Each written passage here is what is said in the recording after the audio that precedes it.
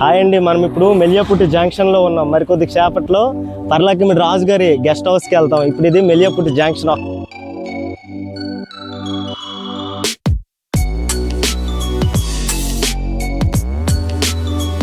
ఒడిశా బార్డర్లో ఉన్నాం. ఆంధ్ర ఒడిశాకి మధ్య సెంటర్ బార్డర్.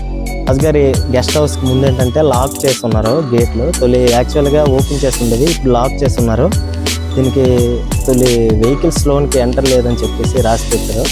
కానీ మనం సైడ్లో వెళ్ళి ప్రయత్నిద్దాం ఒకసారి. ఇప్పుడు మనం రాజుగారి గెస్ట్ హౌస్లోనికి వెళ్ళడానికి ఏదో షార్ట్ కట్ రూట్లో వెళ్తున్నాం. I will try.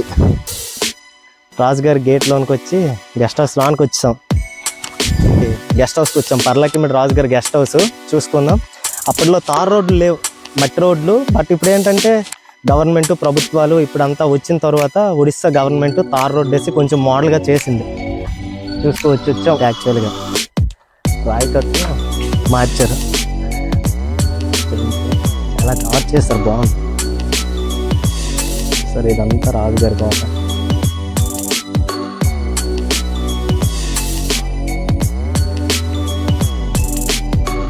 వర్క్ అవుతుంది, లోన్కి విడిచిపెట్టట్లేదు.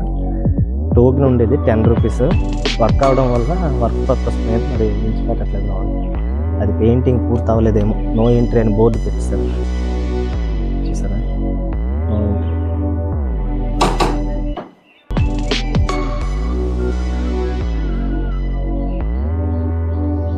ఇదంతా ఎర్రచందనమే కదన్నా,